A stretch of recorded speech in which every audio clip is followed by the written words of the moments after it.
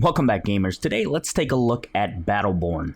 Now, for those of you that don't know, this game is a MOBA style FPS melee game, and it's by Gearbox, the people who did Borderlands, so a lot of similarity between Borderlands and this game will be seen. You'll see the introduction of the characters, the graphics, a lot of the effects you see in the game, and of course the humor is in the game also.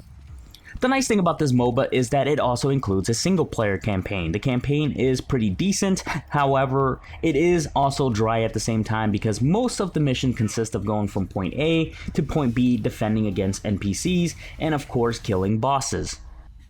Some of them can be pretty challenging, and also some of them has really unique ways to take down bosses, which is pretty enjoyable at the same time.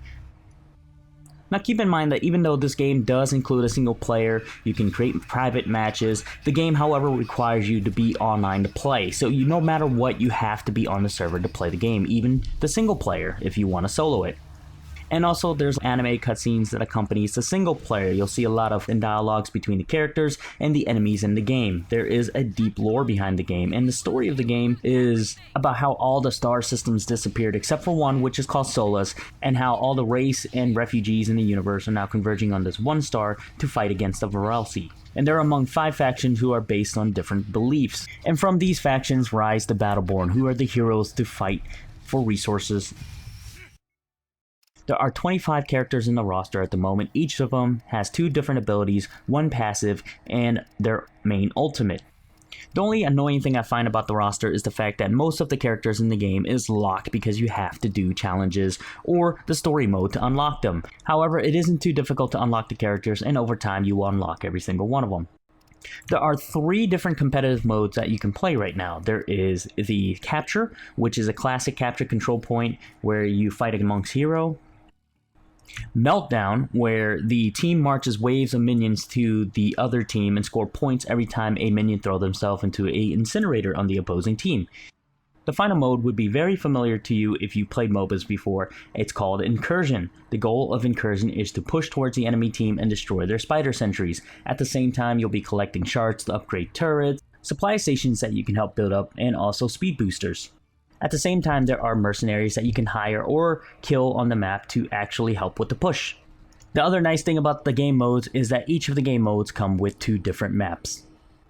Like any MOBAs, the game starts you off as a level 1 character and ends at level 10. The characters themselves also upgrade as time progresses. When you reach level 5, you'll earn your ultimate skills, and at the same time you'll be able to invest in your skills using points through the Helix. The Helix has 2 skills that you can choose from, sometimes 3. That depends on what character you play, which adds a very unique diversity to your character depending on how you play it and how it would benefit the team.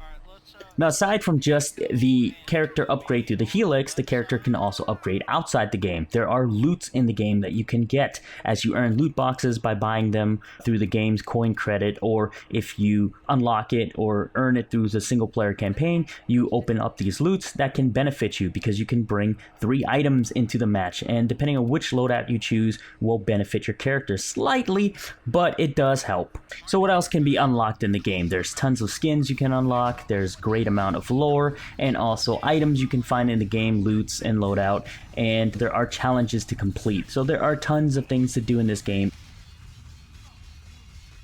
I didn't have much problem with the performance of the game. It runs flawlessly. However, there are some servers and issues where I had a little bit of lag in one of the game, and also the optimization of the game I'm hearing is not quite well for the AMD user, so hopefully they'll fix that up. And another thing I really dislike about the game right now is the fact that one of the first sentries in Incursion mode is exploitable by Marcus, which is a sniper in the game. So hopefully they also fix this up because this is a serious game changer for me. It turned me off from playing the game itself.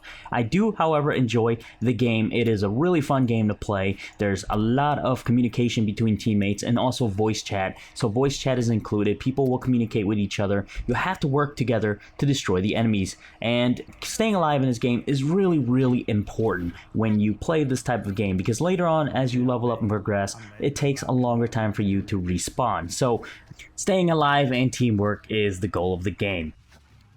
Anyways, after playing this game for 2 days and unlocking most of the characters, I have to say that this is a really fun and decent game to play. I am looking forward to the future content of this game, new characters, new maps, new rosters, and single player to see what it has to offer. It depends on what is coming down the road in order to keep the game really fun. Right now, it's a fun game to play, but over time, it can burn you out if you play too much of it. The MOBA snowball effect is in the game. Once you're on a losing streak, you can end up losing many times. So don't get discouraged. Sometimes you just have to do better in communication and teamwork.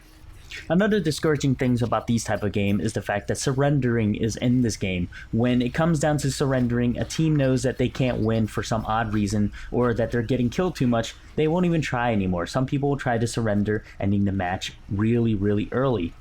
This game is not free to play. Most of the people out there are probably comparing this to other MOBAs that you've played before and think that the game needs to be free to play. Some people prefer the free to play aspect where you buy characters. Other people just want $60 and get everything in one pack, which is what this game is about. So if you really want to check this game out, is it worth the $60? It's hard to tell. It's really going to depend on the amount of content that this game will come out with and also the player base. The other thing is that I noticed that a lot of people compare this game to Overwatch. This is the big talk right now. Everybody's comparing the game to Overwatch. Overwatch this, Overwatch that. I do own Overwatch myself, and they are nothing alike except for the fact that they are a first-person shooter in a sci-fi setting. Both games are completely apple and oranges, completely different, and people are going ape over deciding which one to get.